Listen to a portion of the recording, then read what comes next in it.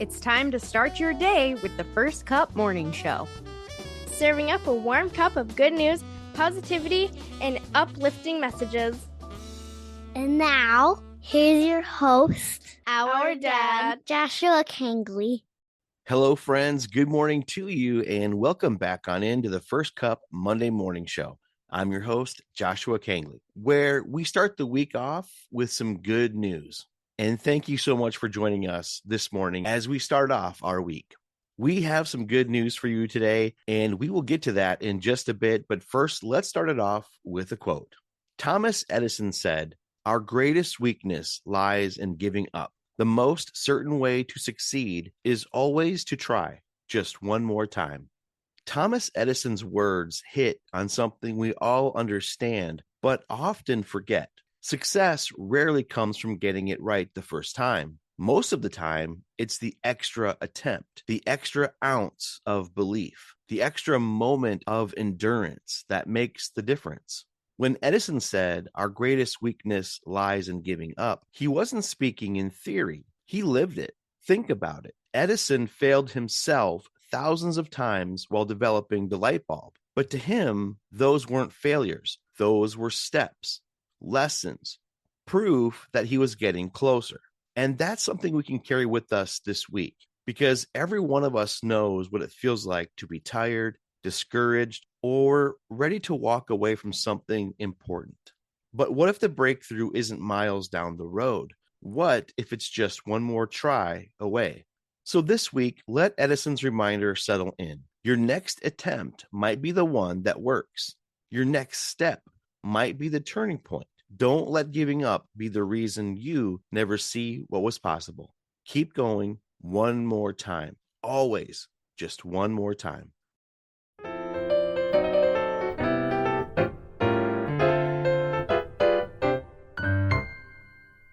And now let's go to the Did You Know? Did you know that on November 24th in 1947, John Steinbeck's novella, The Pearl, was published? The Pearl first appeared as a short story in December 1945 under the title The Pearl of the World in a magazine, but Steinbeck later expanded it into a full novella. The book form was published in November 1947 by Viking Press. John Steinbeck's The Pearl is one of those small books that carries a big weight. At its heart, it's a simple story. A poor pearl diver who discovers a magnificent pearl and believes it will change his family's future. But Steinbeck uses that discovery to explore something much deeper: how hope and ambition can lift us up, and how greed and desperation can just as easily pull us down. What makes The Pearl powerful is the way it mirrors real life. You see, sometimes the very thing we think will solve all of our problems ends up revealing new ones. And sometimes the treasures we chase, money, status, opportunity, can blind us to what we already have. It's a reminder that the real value in life isn't found in what we gain, but in what we protect: our families, our integrity, and the peace that comes from knowing what truly matters. Today, November 24th, is National Celebrate Your Unique Talent Day. Celebrate Your Unique Talent Day is celebrated on November 24th nationwide. It is a day to accept and celebrate individual talents. Beauty lies in being different. We're not made to all fit in one box. Celebrate Your Unique Talent Day is a day to accept these differences and to love what each of us has to offer. Can you stand on your hands? Curl your tongue? Do uncanny impressions? Are you a prolific whistler, graffiti artist, or double jointed? Whatever it may be, celebrate your talent today. So happy National Celebrate Your Unique Talent Day. And now it's that time.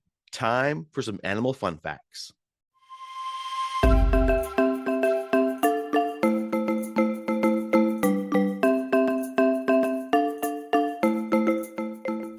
Today's animal is the crocodile. Did you know crocodiles can't chew? So they spin prey underwater in a move called a death roll to tear off chunks they can swallow.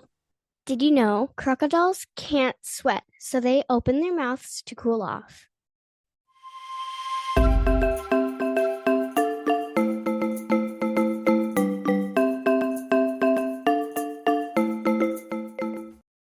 And now let's get to the good news of the week. And this week's good news headline comes from sunnyskies.com.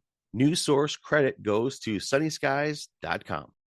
Strangers rally to restore power for Louisiana woman after months without electricity. A small town in Louisiana just delivered a big reminder of how far kindness can go. Carolyn DeVille of Boyce, Louisiana, a former paramedic who spent 28 years helping others, had been living for weeks without electricity or running water. Her utility bill had climbed to $2,247, and with no payment plan options offered by the town, she found herself stuck without a way forward. But once local station KALB shared her story in September, something incredible happened. Donations started coming out of the woodwork, DeVille said. Neighbors, viewers, and the CENLA Community Action Committee began pitching in until the entire overdue balance was paid off at Town Hall. And just like that, DeVille's lights and hope came back on. The first thing she did, exactly what you might expect. I got in that afternoon and started cooking and got a nice hot shower. She said, I've been at peace. I've been extremely thankful. DeVille says the interview with KALB's Jay McCulley knocked it out of the park and sparked a wave of support that changed everything. The generosity, she added, was deeply moving, humbling. It reminded me that there are people out there who do care. You know, that puts a little bit of faith back in humanity. Stories like this remind us that even in a world that can feel overwhelming, divided, or just plain busy, people still show up for one another. Carolyn DeVille spent nearly 3 decades serving her community as a paramedic, showing up on people's worst days to offer her help, comfort, and hope. And when her own life hit a dark moment, when the lights literally went out in her home, the community she once served stepped in and lifted her back up. And that's something worth pausing on this week. You see, we often underestimate how powerful a simple act of kindness can be. A donation, a shared post, a neighbor checking in. It might not seem like much to the world, but to one person, it can be life-changing. Carolyn didn't just get her power restored. She got her peace back, her dignity back, and a renewed belief that people still care. Most of us will never know the battles someone else is fighting quietly behind closed doors. But every day, we get the chance to be a part of the good, to be the spark that turns someone's darkness back into light. So as we go into our week this week, maybe ask yourself, where can I show up for someone? Who around me might need a little encouragement, a little support, a little reminder that they're not alone? Because kindness, especially the kind of kindness done quietly and without expectation, is contagious. It ripples, it restores.